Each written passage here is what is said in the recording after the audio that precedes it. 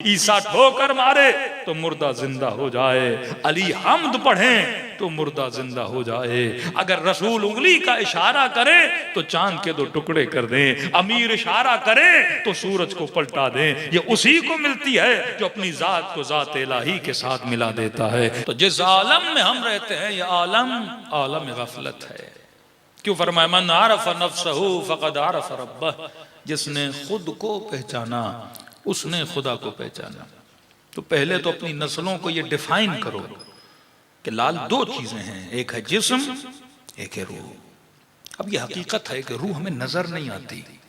मैं जो जिसे देख रहा हूं वो जिस्म है, सुबह से शाम तक जिससे मेहनत करता हूं जिस्म है, नमाजें पढ़ता हूं जिस्म से, रोजे रखता हूं जिस्म से। एक मौजू की तरफ मैंने इशारा दिया था, क्योंकि तकरीबन आप देखेंगे 10-15 साल के बाद बड़ी कसरत से नस्लें दीन से भागेंगी, और वो भी हमारी गलत ट्रेनिंग्स की वजह से।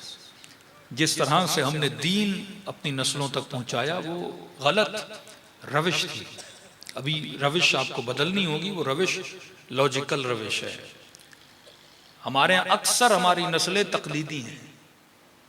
बाप नमाजी बेटा नमाजी, बाप हाजी बेटा हाजी, मतलब जो बाप करता गया वो बाप को देख के दोहराता गया। अब वो जमाना नहीं रहा कि आपकी नस्लें आपको देख के करें। अब पूछती हैं नमाज क्यों पढ़ें, रोजा क्यों रखें, असलन मजलिस में क्यों जाएं, 1 घंटा मजलिस में क्या करने जा रहे हैं, इस मजलिस से उस मरहुमा को क्या मिलेगा, क्या ये मजलिस मरहुमा के लिए है या मेरे लिए? मजलिस के मल्टीपल इफेक्ट्स हैं। एक इफेक्ट तो मरहुमा के लिए है या मरहूम के लिए है, वो भी मजलिस की वजह से नहीं।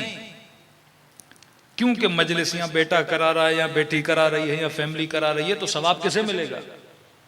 नस्ल को मिलेगा, क्योंकि ये अमल नस्ल का अमल है, मरहूम का अमल नहीं है।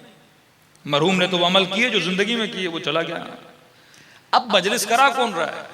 बेटा कराएगा, भांजा कराएगा, भतीजा कराएगा, कोई रिश्तेदार कराएगा, कोई दोस्त कराएगा। तो ये अमल किसका है? उसका अमल है। अब क्योंकि उसकी याद में करा रहा है, उसकी जजा उसको मिलती है। तब यकीनन वो इतना अच्छा था कि उसकी याद में जिक्र हुसैन कराया जा रहा है। या उसने ऐसी तरबियत की कि जिसकी तरबियत के नतीजे में ये जिक्र हुसैन करा रहा है। क्यों कहा अगर औलाद की अच्छी तरबियत नहीं की, वो गुनाह भी करता है तो उसकी सजा उसके माँ बाप को मिलती है, क्योंकि तरबियत थी। आपने बच्चे के हाथ में छुरी दी पर उसे बताया नहीं कि छुरी के नुकसानात क्या हैं। आपने किसी के हाथ में गन दी पर उसे बताया नहीं। दुनिया की हर चीज 2 काम करती है। एक ही छुरी है, वो सब्जी भी काटती है, किसी का गला भी काट सकती है। एक ही पिस्टल है, जान भी बचा सकते हो, किसी की जान ले भी सकते हो। इसी तरह ये सारे चाकू छुरियां आपके वजूद के अंदर है। यही गुस्सा है जो किसी को नाराज भी कर सकता है। यही गुस्सा है जो गैरत में बदल के अपने नामूस की हिफाजत भी कर सकता है। यही जबान है जो किसी मोमिन के लिए अच्छा काम भी कर सकती है, और यही जबान है जो गीबत करके, तोहमत लगा के, बदगुमानियां पैदा करके 2 लोगों में झगड़े करा सकती है। ये छुरियां हैं।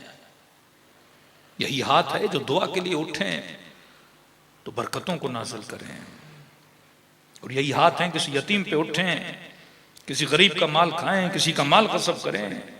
तो ये आपने सिखाना है कि मेरे लाल इनके 2 काम हैं। समझो ये सिक्के के 2 तरफ हैं।